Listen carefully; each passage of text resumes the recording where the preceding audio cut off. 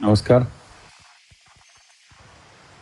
आपल्या सीना नदी कोरडी पडली आहे आणि या संदर्भामध्ये त्या ठिकाणी वारंवार अधिवेशनाच्या पहिल्या दिवशीपासून अधिवेशनामध्ये आवाज उचलला आणि सातत्यानं त्या ठिकाणी पाठपुरावा केला. ज्यावेळेस महापूर आला, महापुराच्या काळामध्ये आम्हाला पाण्याची आवश्यकता नव्हती, परंतु आपण पाणी मात्र त्या ठिकाणी नको एवढं दिलं आणि आत्ता आम्हाला जेव्हा आवश्यकता आहे, मग सुरुवातीला अधिवेशन सुरू झालं त्यावेळेस मागणी केली, परंतु उजनी धरणच मायनस होतं. परंतु जुलैच्या पहिल्या आठवड्यात पाऊस सुरू झाला आणि अंतिम आठवड्याच्या शेवटच्या दिवशीच्या प्रस्तावात देखील हा आकडेवारी किती पाणी आहे आणि आता 45-46% गेलंय आणि आमच्या शेतकऱ्याला सीना नदीमध्ये पाणी सोडण्याची त्या ठिकाणी मागणी केली. त्याचबरोबर माननीय विखे पाटील साहेब यांना भेटून तसं निवेदनाचं पत्र दिलं. जिल्हाधिकाऱ्यांना त्याची एक कॉपी पाठवली. त्याचबरोबर पालकमंत्री महोदयांना भेटून त्याचं निवेदनाची कॉपी दिली. मुख्यमंत्री महोदयांना भेटून कॉपी दिली आणि 8 तास लाईटची देखील मागणी केली. परवा झालेल्या डीपीडीसीच्या मीटिंगमध्ये 11 तारखेला अधिवेशन संपलेल्या दुसऱ्या दिवशी डीपीडीसीची मीटिंग होती. त्या डीपीडीसीच्या मीटिंगमध्ये देखील आम्ही मागणी केली की असा आज ठराव करा आणि त्या ठिकाणी सरकारकडनं पालकमंत्री महोदयांना देखील विनंती केली की आपलं मुख्यमंत्री महोदय ऐकतात तर आपण त्या ठिकाणी त्यांना बोलावं आणि आम्हाला पाणी द्यावं. आज आमची पिकं जळू लागलीत आणि मग आम्हाला आवश्यक आहे तेव्हा पाण्याची गरज आहे. या संदर्भात त्या ठिकाणी मागणी केली होती. सातत्यानं मंत्री महोदयांना त्या ठिकाणी भेटलो.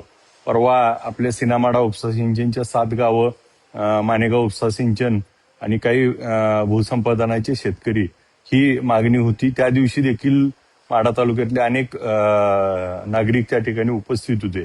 त्या दिवशी देखील या विषयावर चर्चा झाली की आम्हाला सिनामाडा उपसा सिंचन योजना सुरू करावी आणि आता पाणी द्यावं, त्याचबरोबर बोगद्यातून सीना नदीला पाणी द्यावं या मागणी केली. उजनीचा उजवा आणि डावा कालवा त्याला पाणी द्यावं. आता भीमा नदीत त्या ठिकाणी वारीसाठी आता पाणी सोडायला सुरू झालंय.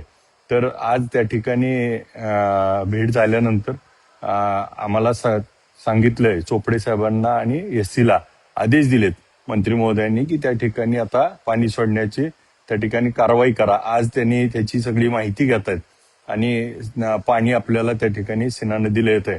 मी आज मंत्र्यांना देखील बोललो होतो की जर आपण त्या ठिकाणी आता पाणी नाही सोडलं तर आम्ही त्या ठिकाणी गुरुवारी रास्ता रोको रिधोरे या ठिकाणी करणार आहे, त्याची पोलीस परमिशनला दिले. परंतु त्यांनी सांगितलं की आता 50%च्या वर गेलंय, त्यामुळं आपण थोडं पाणी आता देऊ शकतो. आम्हाला आत्ताची गरज आहे तेवढंच पाणी मिळालं आणि आता काही दिवसात पाऊस येईल अशी देखील अपेक्षा आहे आणि पावसामुळं पुन्हा एकदा जे आत्ता गरज आहे ती त्या ठिकाणी आवश्यक होतं ती पाणी सोडण्याचा निर्णय सरकारने घेतला. त्याबद्दल माननीय मुख्यमंत्री महोदय, त्याचबरोबर विखे पाटील साहेब, पालकमंत्री महोदय या सर्वांचे त्या ठिकाणी आभार मानतो. आणि माझा शेतकरी त्या ठिकाणी अडचणीत आला होता, त्या शेतकऱ्याच्या पाठीशी उभा राहायसाठी आपण जर बघितलं असेल तर अधिवेशनामध्ये सातत्यानं 3 ते 4 वेळा त्या ठिकाणी सीना नदी, सीनामाडा उपसा सिंचन योजना आणि ह्या सगळ्या प्रश्नावरती त्या ठिकाणी आवाज उचलला. आज टीका टिप्पणी करणारे अनेक असतील, परंतु माझं काम आहे लोकप्रतिनिधी आणा त्यांना पाठपुरावा करणं. काही जणांनी आज मी एका न्यूज चॅनलची बातमी बघितली की आमदारांनी निवेदन देखील दिलं नाही, परंतु मी आपल्याला त्याच्या फेसबुकवरती, सोशल मीडियावरती त्याच्या कॉपी टाकलेल्या आहेत, आपल्याला देखील दिल्या जातील.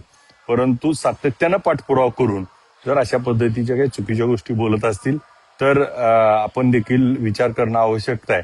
गेल्या 1 वर्षापासून आपण 2 वर्ष झालं, 1.5 वर्ष आमदार झाल्यापासून बघताय सातत्यानं प्रत्येक विषयाचा पाठपुरावा करून त्या ठिकाणी जे जे आवश्यक आहे, मग जिथं जिथं फोरम मिळेल, मग विधानसभेचा फोरम असेल, मंत्र्यांची बैठक असेल, मंत्र्यांची भेट असेल, डीपीडीसीची मीटिंग असेल, कोणत्याही ठिकाणी जिथं जिथं आवश्यकता आहे तो प्रश्न आपल्या मतदारसंघातला उचलून त्याचा पाठपुरावा करण्याचं काम आम्ही सातत्यानं करतोय.